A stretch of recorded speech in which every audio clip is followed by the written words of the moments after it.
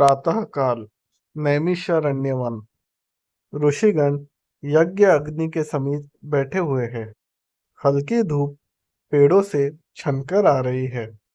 महादेव के दिव्य रहस्य को सुनने के बाद ऋषियों के मन में पुनः एक प्रश्न उठा। हे सूत जी, मनुष्य केवल पूजा से ही नहीं बल्कि अपने जीवन को पवित्र बनाकर शिवपद की प्राप्ति कैसे कर सकता है। हे मुनियों, अब मैं तुम्हें सदाचार, दान, काल और शिव पूजन के सूक्ष्म रहस्य बताता हूँ। ऋषियों, मोक्ष की प्राप्ति के लिए सदाचार अनिवार्य है। मनुष्य को ब्रह्म मुहूर्त में उठना चाहिए और धर्म तथा अर्थ का चिंतन करना चाहिए। शौच और स्नान के बाद शुद्ध वस्त्र धारण करें और भस्म का त्रिपुंड लगाएं। भस्म केवल राख नहीं है बल्कि वह संसार की नश्वरता का प्रतीक है।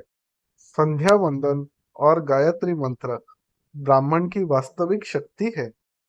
अधर्म दुख का मार्ग है, जबकि धर्म सुख और अभ्युदय का मार्ग है। कलयुग में दान सबसे बड़ा पुण्य है। भूखे को अन्न देना और प्यासे को जल देना महादेव को अत्यंत प्रिय है। बुद्धिमान पुरुष अपने धन के 3 भाग करे, एक धर्म के लिए, दूसरा व्यापार और बुद्धि के लिए और तीसरा अपने परिवार के लिए। दोनों संध्याओं में अग्निहोत्र ऐश्वर्य और शांति प्रदान करता है।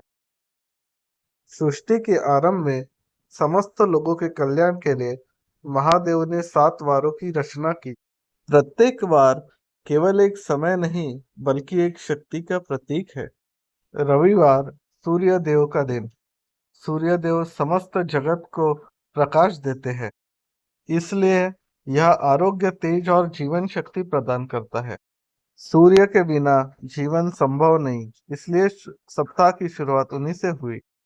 सोमवार शिव और चंद्र दोनों से जुड़ा हुआ दिन है। चंद्रमा मन का स्वामी माना गया है और महादेव ने उसे अपने मस्तक पर स्थान दिया है। इसलिए सोमवार मन की शांति, लक्ष्मी और शिव कृपा का दिन माना गया है। मंगलवार देव सेना सेनापति स्कंद का दिन। महादेव के पुत्र कार्तिकेय जो भय और रोगों का नाश करते हैं, इसलिए मंगलवार साहस, पराक्रम और रोग मुक्ति से जुड़ा हुआ दिन माना गया है। बुधवार भगवान विष्णु से संबंधित है, पालन, बुद्धि और संतुलन का प्रतीक, इसलिए यह दिन ज्ञान, व्यापार और सुख देने वाला माना गया है। गुरुवार ब्रह्मा का दिन, जो ज्ञान और सृष्टि के अधिपति है। गुरु ही अज्ञान का अंधकार मिटाते हैं, इसलिए यह दिन दीर्घायु, ज्ञान और धर्म वृद्धि का दिन है। शुक्रवार भोग, समृद्धि और सौंदर्य का प्रतीक है। इस दिन जीवन की सुख संपदा का स्मरण किया जाता है। शनिवार कर्म, मृत्यु और न्याय की याद दिलाता है। यम और शनि दोनों मनुष्य को उनके कर्मों का फल देते हैं, इसलिए शनिवार भय का नहीं, आत्मचिंतन का दिन है। गंगा, नर्मदा, गोदावरी, कावेरी जैसे पवित्र नदियों के तट, देवालय और तीर्थ भूमि, ये सभी 10 गुना पुण्य देने वाले क्षेत्र हैं। अब काल का रहस्य सुनो। सूर्य संक्रांति, विषुव योग और ग्रहण का दान और जप के लिए श्रेष्ठ समय है। जो स्वयं शुद्ध है वही दान ग्रहण करने के योग्य पात्र है। हे साधु शिरोमणि, अब आप पार्थिव प्रतिमा की पूजा का विधान बताइए, जिससे समस्त अभिष्ट वस्तुओं की प्राप्ति होती है। महर्षियों, तुमने उत्तम बात पूछी है। नदी या पोखर की पवित्र मिट्टी लाकर उसे शुद्ध मंडप में रखकर महीन पीसना चाहिए। फिर श्रद्धा से पार्थिव शिवलिंग बनाना चाहिए।